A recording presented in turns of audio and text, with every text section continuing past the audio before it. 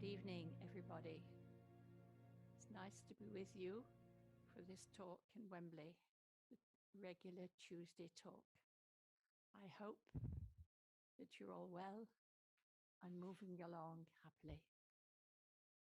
My name is Anne, and I come from the north, not from London. I've been in London for 16, 17 years now with the Brahmakumaris.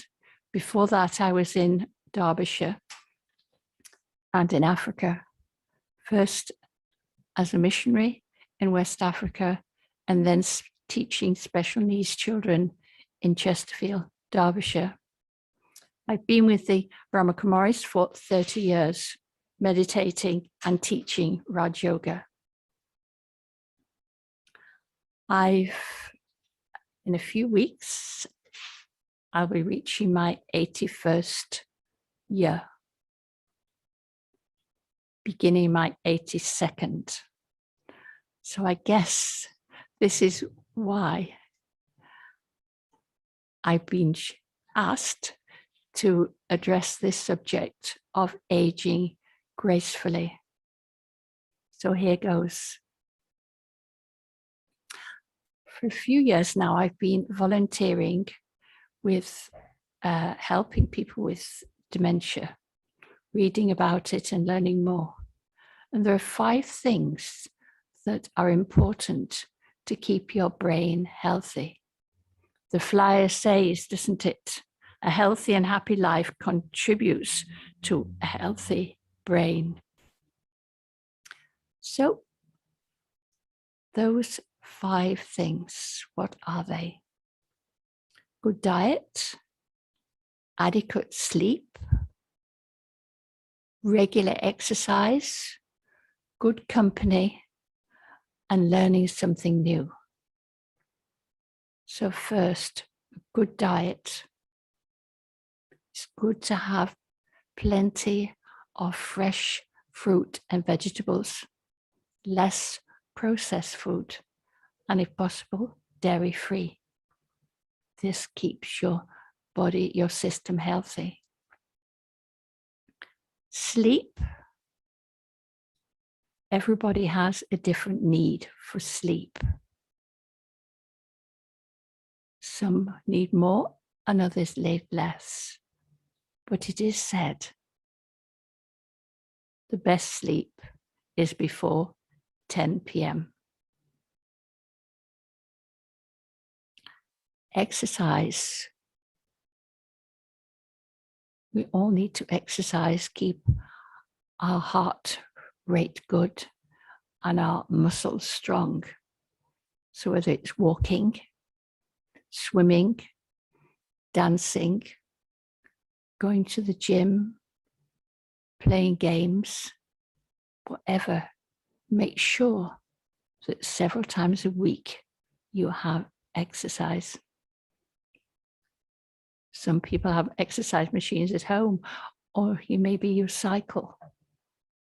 But don't remain static. Exercise is good and necessary. And then third, fourthly, good company. Be in company of people who respect you and care for you and encourage you. May need stepping back or being a bit detached from people who are not very kind or lead you into bad habits. But social life is good. So just keep that together. And then learning something new. That's necessary for the brain, to keep the brain healthy, keep the grey matter moving. So whether it's language, whether it's something on the computer, or knitting, your hobbies learning is often a hobby. I do crocheting, I do drawing, and I do gardening. So keep your mind busy. And part of the socializing and learning is often doing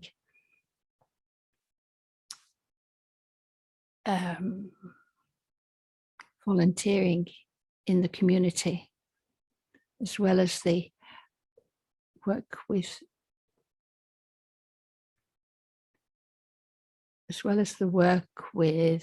dementia.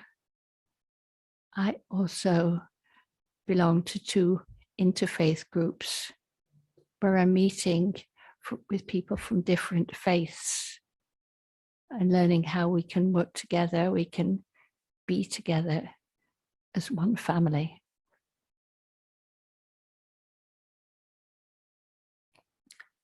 So, whether you're young or older, ask yourself, what do you want to see? What kind of a personality and characteristics do you want to see in somebody who's growing older? Somebody who's full of life, light-hearted, sociable, enthusiastic, also a good listener, who's cooperative. Many of these things you'll think of that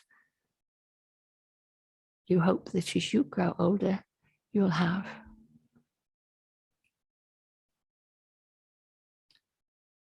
As an example, I'd like to tell you of a friend I had many years ago who happily reached the age of 90.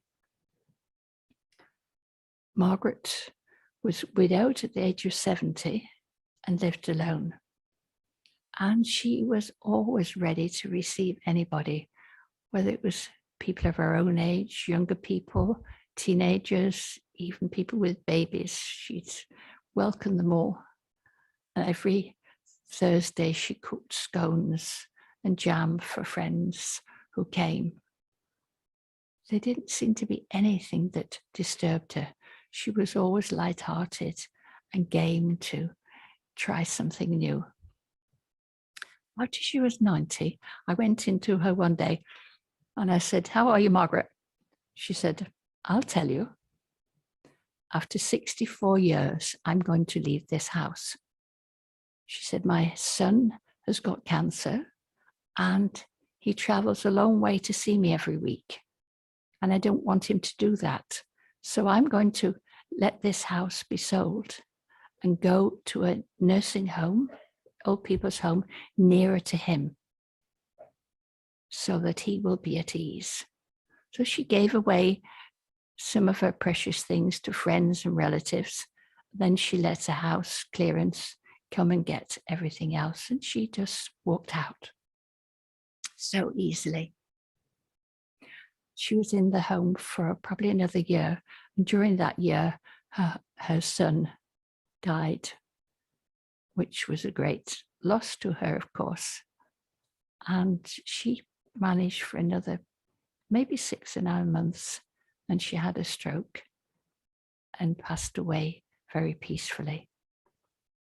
But such a positive example of growing old gracefully and lovingly. There's a couple of whom I see occasionally around here, and they're both 92. At 92, he is still working as a plumber. She is a devout Catholic, and she gets up at 3 o'clock in the morning and says her prayers and reads her Bible and goes to Mass every day at 8 o'clock. Then she goes off and gets newspaper and does some shopping, and she goes off to a club, community club for the elderly people, often for have her lunch. She does an awful lot of walking and meeting of people. So at 92, they're not giving up. So, as time goes on, we may have to accept limitations. A lot of people can go beyond and remain detached from their limited movement, sight, or hearing and make the best of it. But it's also good to have a sense of humor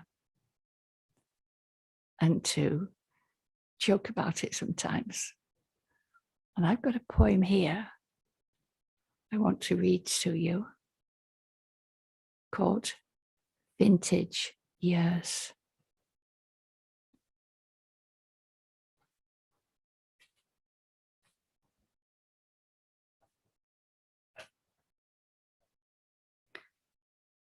Vintage Years.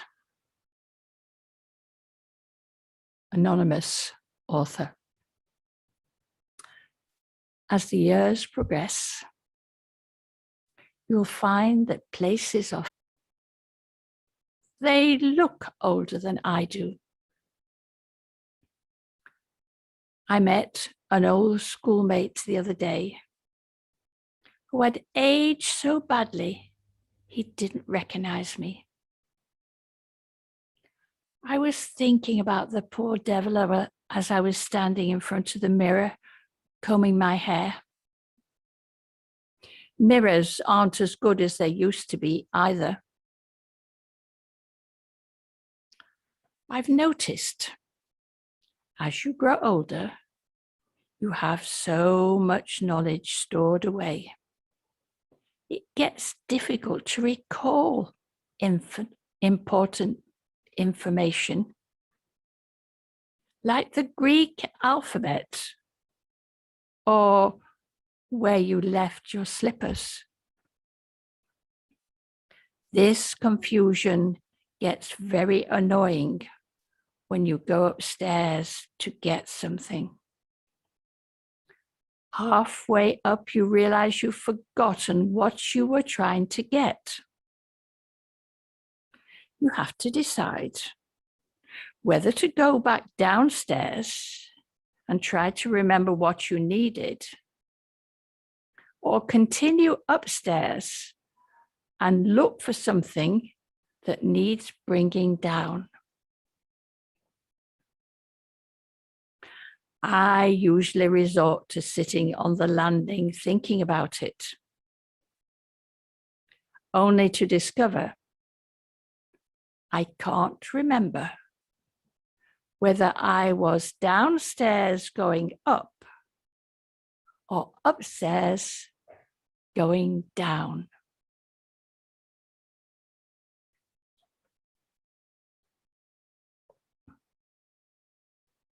Take things lightly, make fun of it. As the flyer says, you are as old as you feel. Feeling young is a state of mind.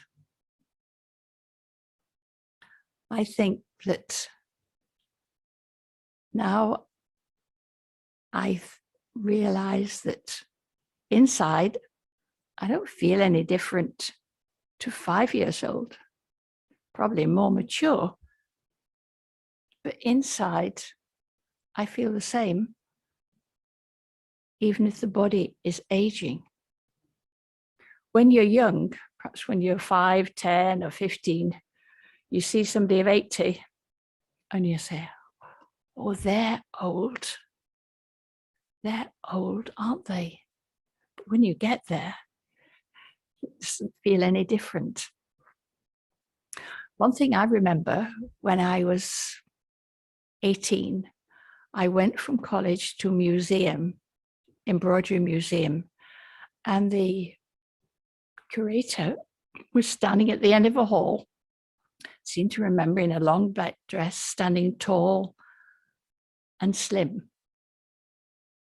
And I looked at her and I thought, when I am 70, I want to be standing as tall and as straight as she is. I think I managed it. I had a grandmother and an aunt who lived beyond 90 and were very healthy and very active right to the end. So I feel also I want to follow in their footsteps and keep myself active and lively and interested in things around me. We just have to think also of Daddy Janki. Some of you will have met her, the former head of the Brahma Kumaris. She had 84 years of service with the Brahma Kumaris. Poor health all her life, really. But she remained detached from it. She didn't let it get in the way. She would meditate and sleep deeply too. Sleep well when she really was unwell and come out stronger than before. And she was traveling worldwide, all around India, till she was 103. And in her last year, she was more static, more grounded in India, accepting personal care. This is one thing we have to do when we get our limitations and our disabilities, is to be humble, easy natured enough to accept care and feel also that perhaps we can give more than we receive, because to have a loving nature, a caring nature, and a happy nature gives out into the atmosphere, into the environment, and other people are touched by it. So we have to think about what we're doing for others as well as ourselves.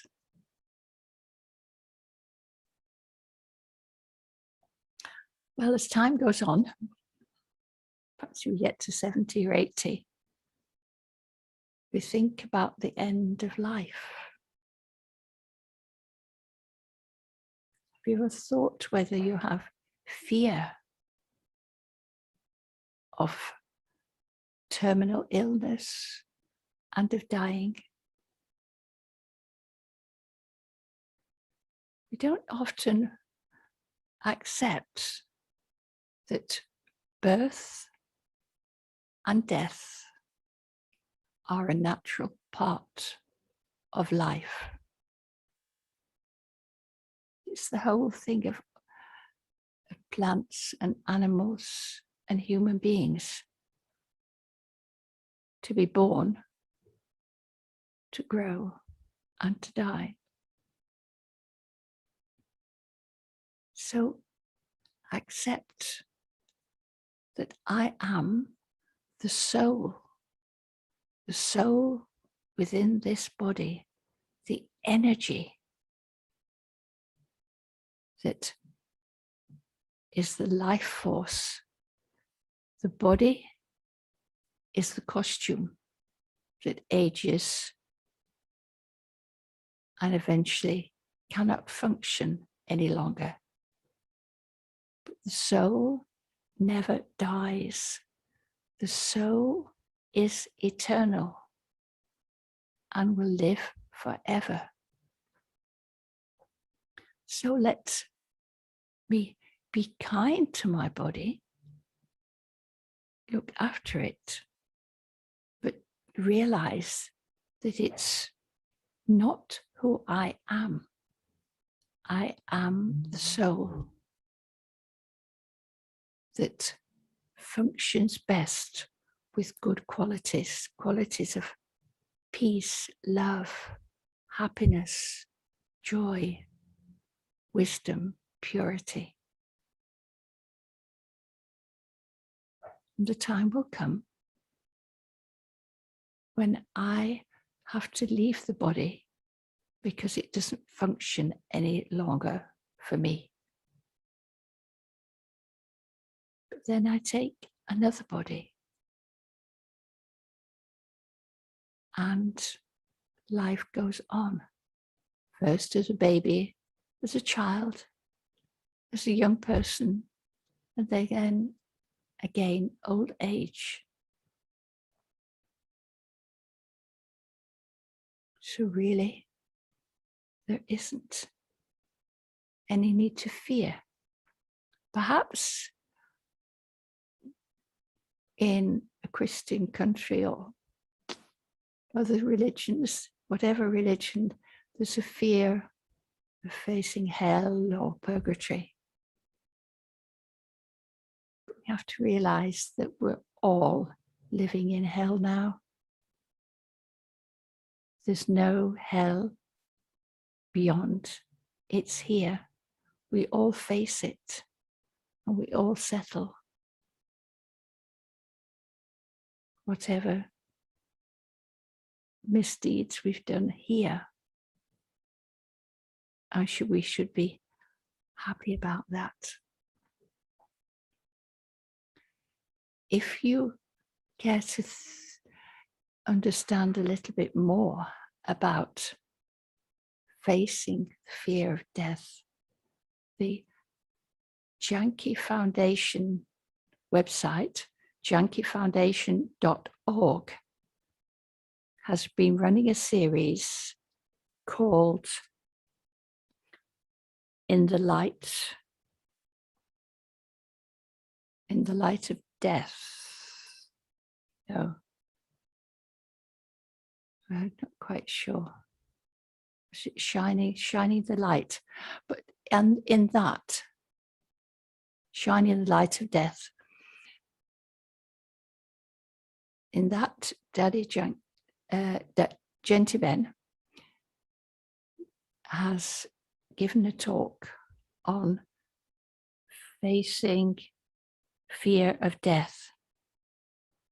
And in this, she talks about near-death experiences recorded by many people who've left their body, maybe during an operation, and been able to be beyond and see their body below, and being able to see everything that's going on everywhere, knowing everything, and then perhaps going through a dark tunnel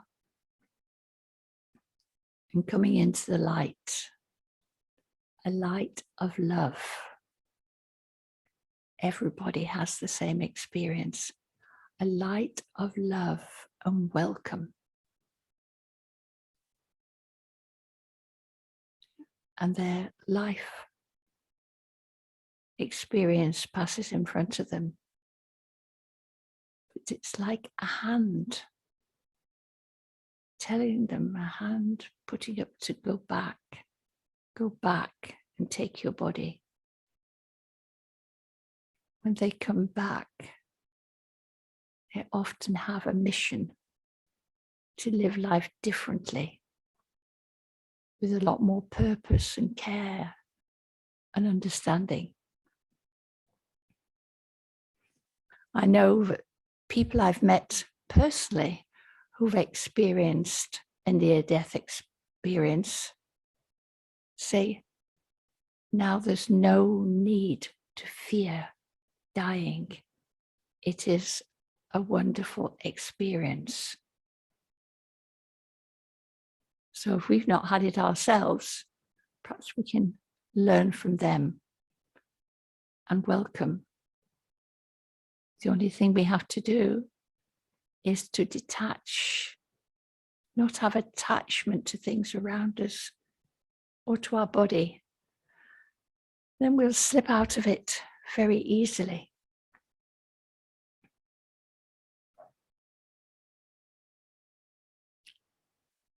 Then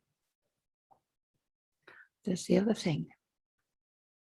As we get older, especially we live long we see friends, neighbors, relatives departing,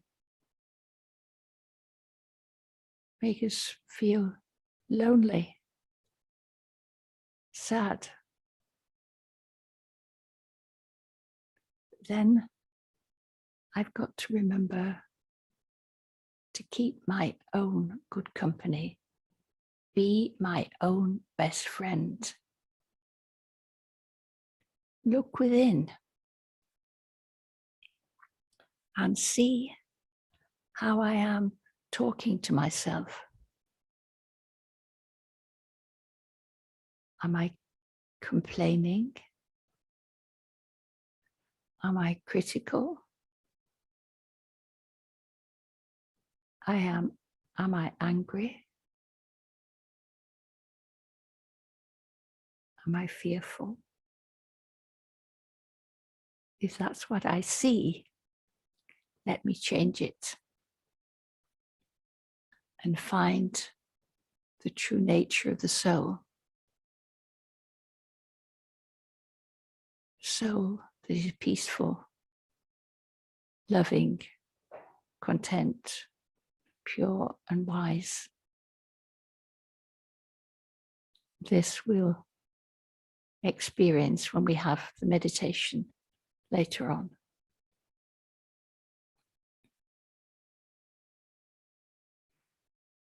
So let me be my own best friend. But also, I have another friend, protector and guide in God. I talked to God right from being a child and was quite sure that even though I didn't know who God was or didn't put any image or picture to it, I felt God was close to me. When I was 11, I got this inner voice, which I took to be God, saying, Anne, first you have to be an infant teacher and then a missionary in Africa. And despite difficulties in my education and opposition from others at times, I stuck with it, wanting to be obedient and follow what God was asking me to do. And I carried through, and I taught infants for 7 years, and then I went to Africa for 7 years. And then I came back and I taught special needs children for 14 years before I joined the Brahma Kumaris. And then I found the identity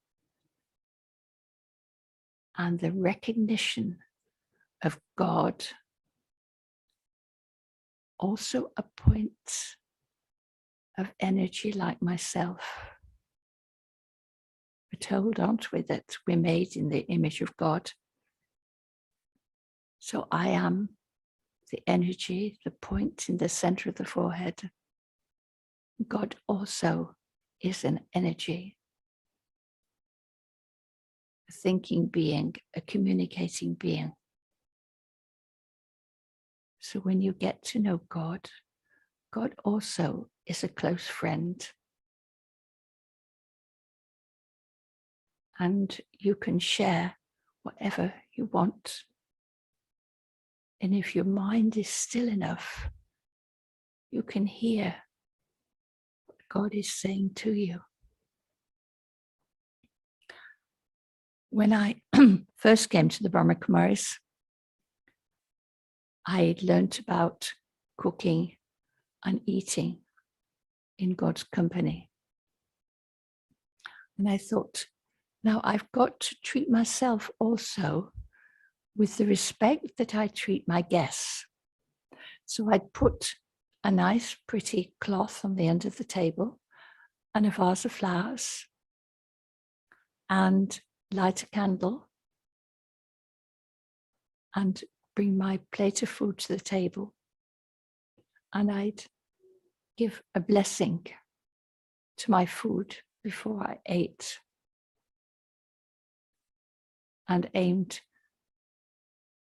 to eat it in the presence of God. Of course, sometimes I forgot and still do forget, but that recognition that God is with me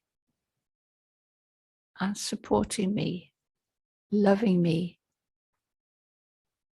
and empowering me there with good food. Of course, the food I have is vegetarian. God does not like harm to be done to animals or birds or fish, because they're all living creatures. And if we do eat them, we're taking in the adrenaline that they give out when they're crying, when they are being killed. So it's not a nice feeling and not good for us. So vegetarian food is the best, the healthiest thing we can have. Everyone makes their own choice.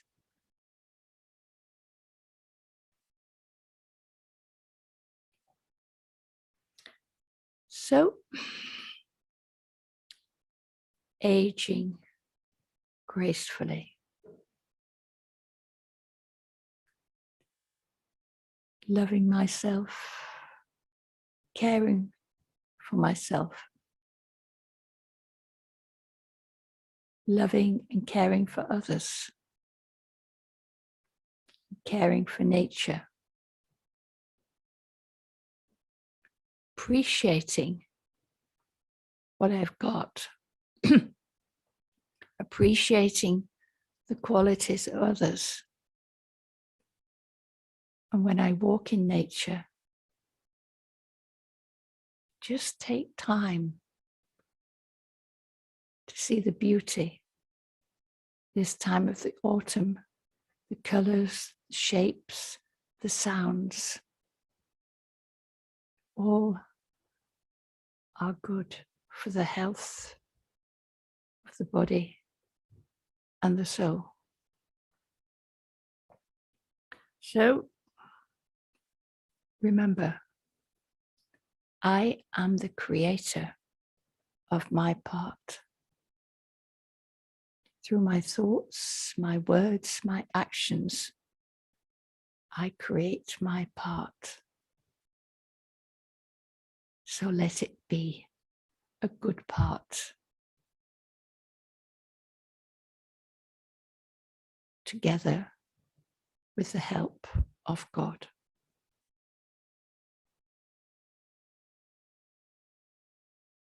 Shanti.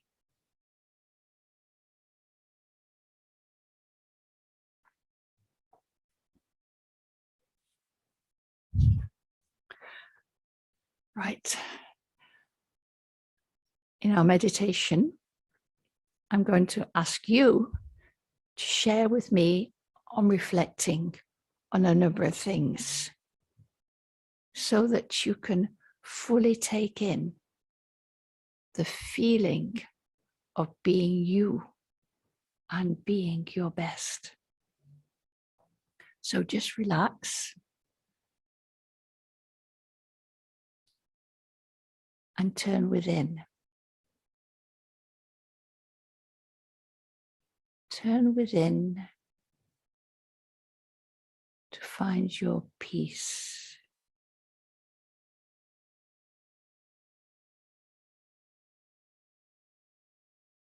Peace is my true nature.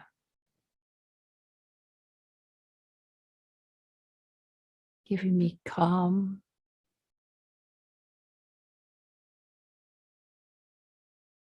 serenity,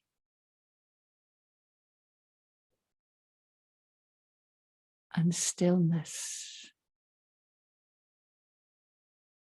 Let my mind be still just for a few moments, free from any external distractions. Just focus on peace. Maybe visualize a peaceful scene. A lake,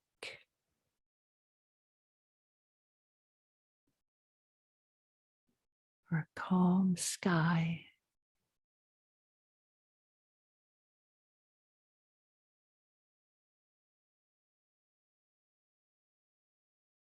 Or flowers swaying in the breeze.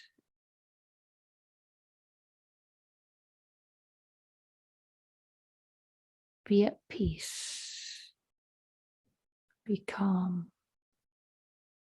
Be still.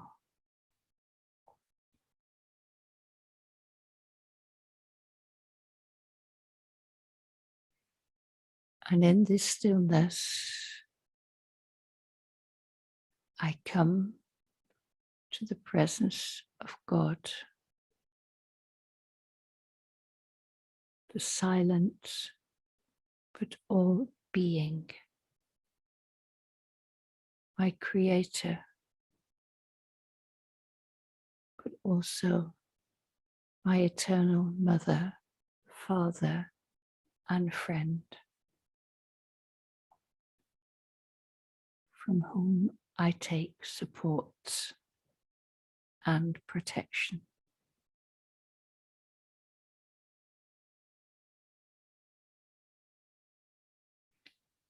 I now reflect on my life.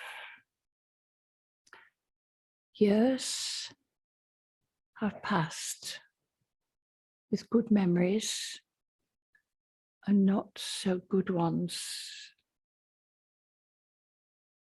I accept all and let go.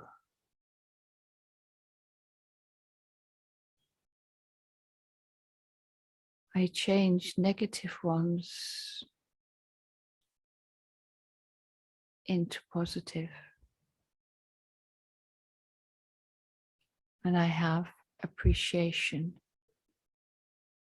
for the good memories.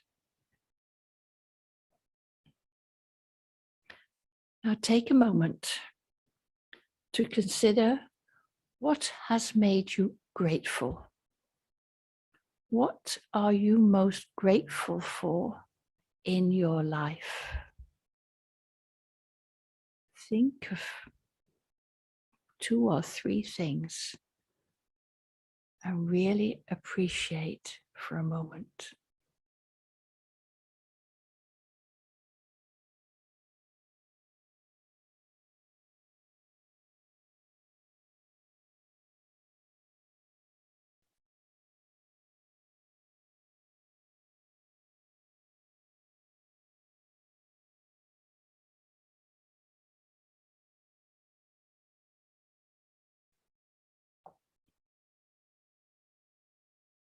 Now, again in my past, what did I learn from a mistake or a hurtful experience? Do I keep on recalling it? Repeating it in my mind? Or have I taken time to see what I can learn from it?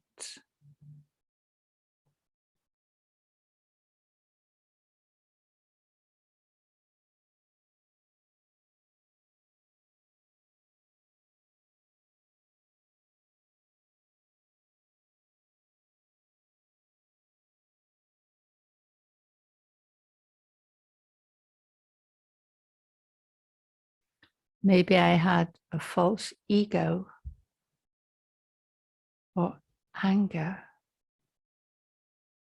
or attachment or jealousy. Remember, it's my attitude. I chose to think like that. So let me change the perspective of what happened and be grateful.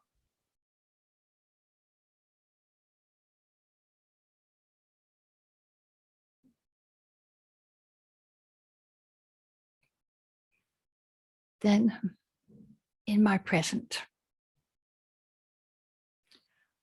how much do I love myself and respect myself? Respect myself and this body, which is my costume and vehicle. Do I take time for sleep and not try to burn the candle at both ends?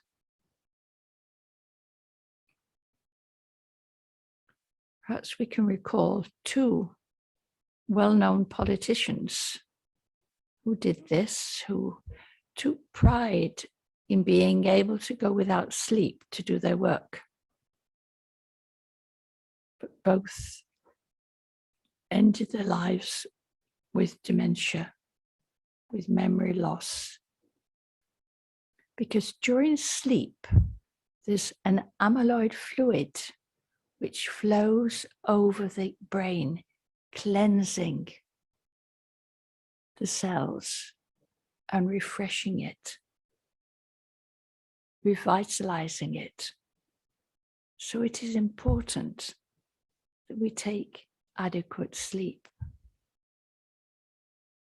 And of course, we know we can function a lot better when we do have that. And we're happier, more content.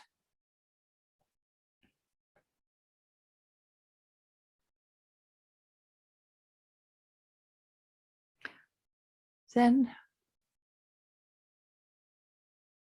think about how you have your meals. Do you sit down, relax? If you're with a family, do you eat with the family and make it a social occasion, family occasion? Or if you're on your own, do you just take a bite and eat it while standing and rush out?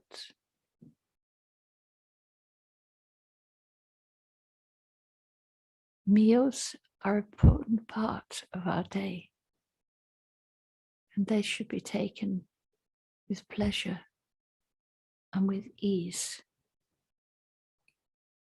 Even if we go out to a restaurant or a cafe, let it be a peaceful, happy occasion where we're having good thoughts and good feelings as we digest the food.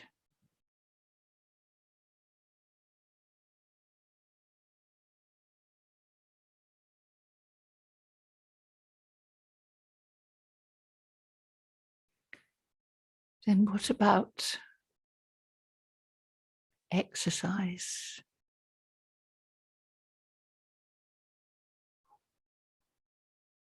How much exercise do you get in a week? Could you be doing more?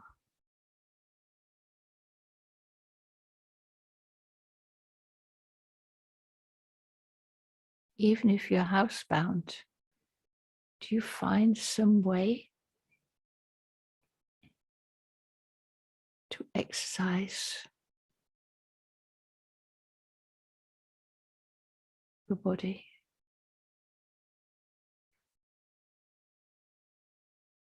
Keeping the muscles strong, and your heart strong.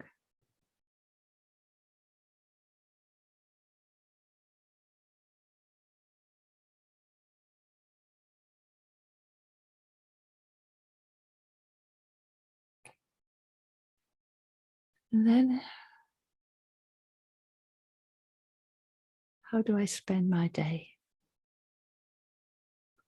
Yes, this essential housework, chores. Do I do them happily? Or do I find it a bind, drudgery? Feel bored or agitated?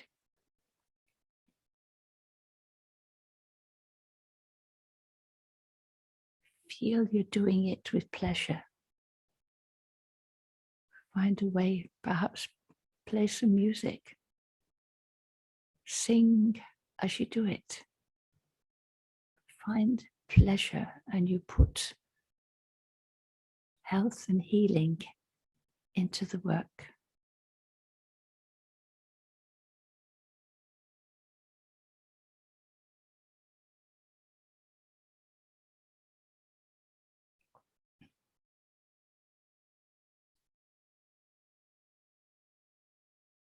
Then, after that, do you spend time for leisure and a good company? I know during lockdown over the past year,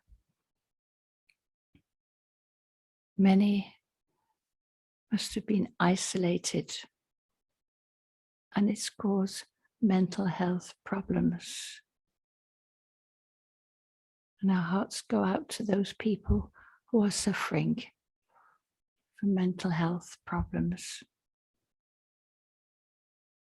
If it isn't me and it's someone else, I can send good wishes, healing thoughts, because feelings, thoughts are vibrations and they travel and can help others in need. Let me be good company now to someone who needs it.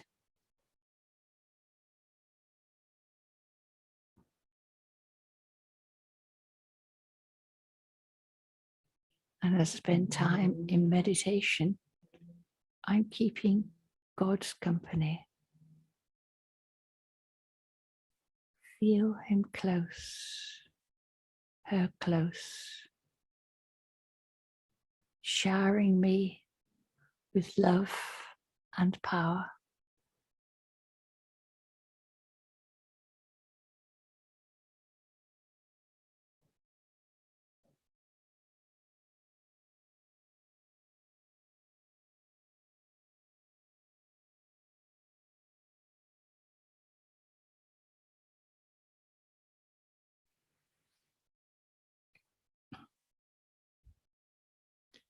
Look also how you are serving in the community.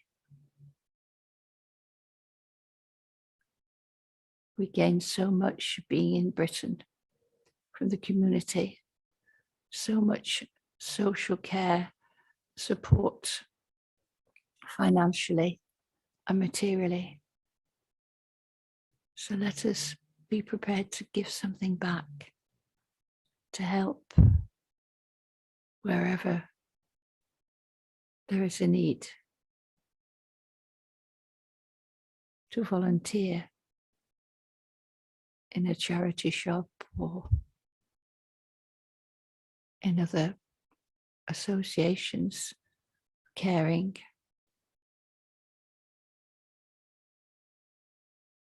Give. As I give, I receive. That is an eternal law. Give and you will receive.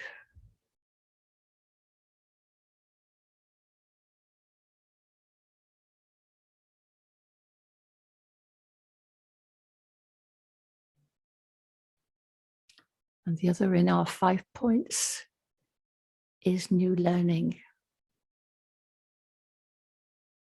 What did you learn that was new during lockdown? When you had time, reflect on your learning.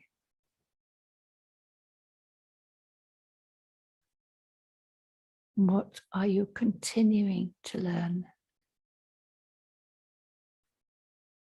Keeping your brain active, your mind thinking, whether it's something creative or manual, your gardening, your craft work, or computer skills, woodwork, metalwork, whatever appeals to you. Take it up as a challenge and keep your brain active.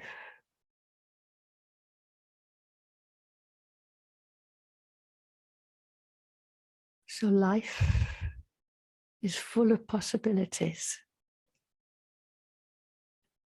to enjoy, to be content,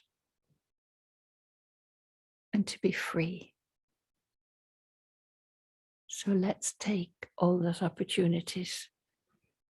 Let us stay peaceful, content, and send out loving vibrations to all in our contact and to everyone worldwide. They too may age gracefully.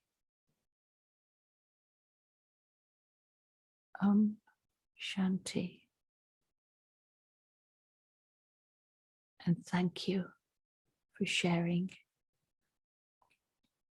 Hopefully you found something useful here to reflect on, to put into practice, and to share with others. And just again, if you want to watch that video by Sister Gente on facing fear of death, it's jankifoundation.org. Thank you and good night.